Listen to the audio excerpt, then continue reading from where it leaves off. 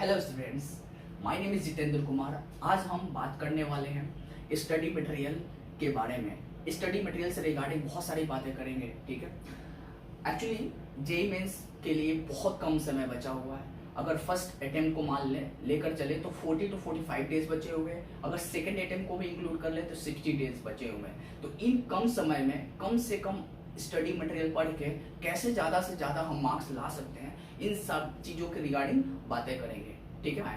95% से भी ज़्यादा मार्क्स हम अचीव कर पाए, ठीक है। ये सारे जो भी मेथड मैं बताने जा रहा हूँ ये सारे टेस्टेड एंड प्रूवन हैं। ये जो भी अच्छे बच्चे होते हैं वो इस मेथड को फॉलो करते हैं, ठीक है। तो सबसे पहले हम आते हैं एनसीईआरटी। देखो एनसीईआरटी को आप इग्नोर नहीं कर सकते हो। अगर 4 साल पहले आप मुझसे बात करते तो मैं एनसीईआरटी को उतना तवज्जो नहीं देता, बट पिछले 3 साल के ट्रेंड को देखते हुए एनसीईआरटी को हमें कंसीडर करना पड़ेगा। क्योंकि इससे डायरेक्ट लाइन उठकर आ रहे हैं एग्जामिनेशन में, सो आप इसे इग्नोर नहीं कर सकते हैं। अब क्वेश्चन आता है कि आखिर हम इसे पढ़े कैसे। देखो अब 2 साल से एनसीईआरटी को पढ़ रखे हो ना, तो अब करना क्या है कि आप एनसीईआरटी ले लो। अब उस एनसीईआरटी के अंदर अंडरलाइन करना करो। एनसीईआरटी को आप इग्नोर नहीं कर सकते हो। क्यों? क्योंकि अगर देखा जाए पिछले 3 साल के ट्रेंड को, तो आप देखोगे कि एनसीईआरटी से डायरेक्ट कंसेप्चुअल क्वेश्चंस उठ के आ रहे हैं, तो आप इसे इग्नोर नहीं कर सकते हो। अब पढ़े कैसे? तो आप 2 साल से देखो इस चीज को पढ़ चुके हो, ठीक है। बहुत कुछ पढ़ चुके हो, बहुत कुछ नहीं पढ़े होगे। तो क्या करना है कि एनसीईआरटी के लाइन बाय लाइन को पढ़ना है और जो इंपॉर्टेंट पॉइंट होगा उसको मार्क कर लेना है। इससे क्या होगा, जो बच्चा पूछा होगा वो भी आपसे कवर हो जाएगा, ठीक है। तो इसको भी आपको कंसिडर करना पड़ेगा, ठीक है। Now coming to the next which is SC Verma. SC Verma को जेईई और नीट दोनों के लिए यार जरूरी है ही। इवन देखा जाए तो जेईई एडवांस में भी एक आसान लेवल का थोड़ा क्वेश्चन आने लगे हैं, वो भी एससी वर्मा की तरह। एससी वर्मा के जो लास्ट के होते हैं ना क्वेश्चंस, लास्ट के 10 क्वेश्चंस, उनके जैसे क्वेश्चंस एडवांस में पूछे जा रहे हैं। तो आप एससी वर्मा को स्किप नहीं कर सकते हो।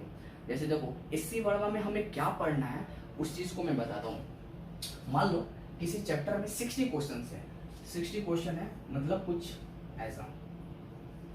उसमें से 10 to 12 क्वेश्चन, इवन 15 क्वेश्चन मान लो कंप्लीटली लल्लू टाइप का होता है। लल्लू टाइप मतलब क्वेश्चन एकदम फॉर्मूला बेस्ड होते हैं। फॉर्मूला पुट करो और आंसर आप पा लोगे। तो मान लेते हैं कि इतना 10 to 15 क्वेश्चन होते हैं फॉर्मूला बेस्ड। उसके आगे के 30 to 35 जो क्वेश्चन होते हैं, मान लेते हैं टोटल 60 क्वेश्चन है, तो उसमें से 12 से लेकर 15 क्वेश्चन फॉर्मूला बेस्ड होते हैं और नेक्स्ट 30 to 35 जो क्वेश्चन होते हैं वो तुम्हें इजी टू मॉडरेट के तरह होते हैं। उसमें एक फॉर्मूला के साथ साथ कॉन्सेप्ट भी यूज होते हैं। तो आप बोल सकते हो इतना। लास्ट के जो पोर्शन बचे 40%, वो एक्चुअली में बहुत अच्छे टाइप के प्रॉब्लम होते हैं। वो एक्चुअली में एडवांस में उन सारे प्रॉब्लम को पूछा जाता है और डिस्कस किया जाता है। तो हमें क्या करना है, हमें सिर्फ इस पोर्शन को कवर करना है। हमें सिर्फ इस पोर्शन को, पोर्शन 1 एंड पोर्शन 2, इसे ही कवर करना है फॉर जेईई मेंस, ठीक है।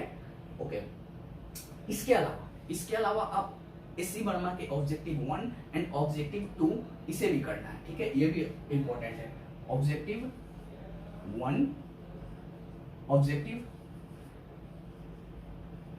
2, ठीक है, इसे भी कवर करना है। तो ये हो गया एससी वर्मा से रिगार्डिंग बातें। Now coming back to coaching material. Coaching material मतलब क्या होता है? आप बोलोगे सर मैं तो कोचिंग पढ़ता ही नहीं हूँ। हाँ, कोई बात नहीं, आप ऑनलाइन पढ़ते हो ना, तो ऑनलाइन में आपको टीचर्स ने कुछ मटेरियल दिए होंगे।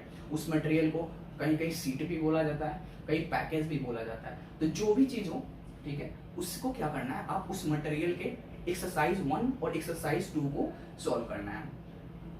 कहीं कहीं उसको लेवल 1 लेवल 2 भी बोलता है, तो कोई बात नहीं, आप उसे लेवल 1 और लेवल 2 को सॉल्व करो। देख लो कौन से जेईई मेंस लेवल के क्वेश्चन है, उन्हीं को लगाना है। क्यों? क्योंकि आप वो पहले एक बार सॉल्व कर चुके हो, तो अब क्या करोगे, जब दोबारा सॉल्व करोगे तो वो आसानी से सॉल्व हो जाएंगे, ठीक है।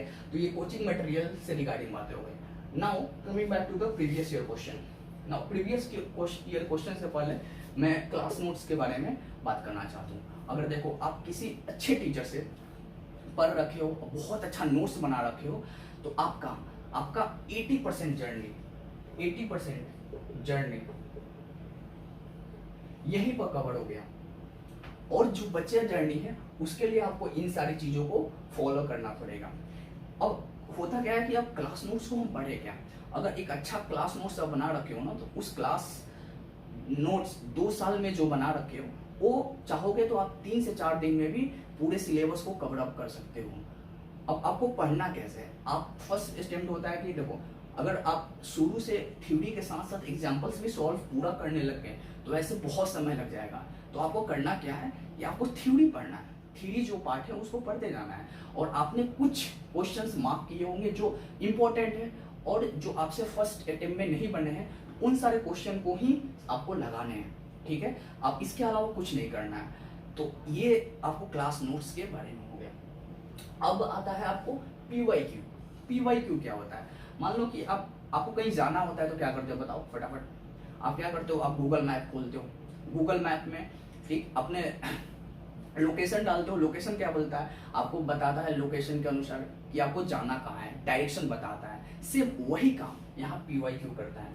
पीवाईक्यू जो होता है वो एक्चुअली में बताता है कि आपको किस तरह के क्वेश्चन आने वाले हैं एग्जाम में, ठीक है, आपको उस पाथ पर लेकर चलता है। इसलिए बहुत ज़्यादा इंपॉर्टेंट हो जाता है पीवाईक्यू सॉल्व करना। मेरा मानो तो आप पिछले 3 से 4 साल के पीवाईक्यू को सॉल्व करके जाना वो ज़्यादा काफ़ी इंपॉर्टेंट होता है। इससे क्या होगा, इससे ये होगा कि जब भी क्वेश्चन आएंगे उससे रिगार्डिंग, तो आप उस टाइप के क्वेश्चन को पहले से सॉल्व किए होगे तो आपका कॉन्फिडेंस बूस्ट होगा, ठीक है, बूस्ट रहेगा तो आप ज़्यादा से ज़्यादा क्वेश्चन और अटेम्प्ट कर पाओगे, ठीक है।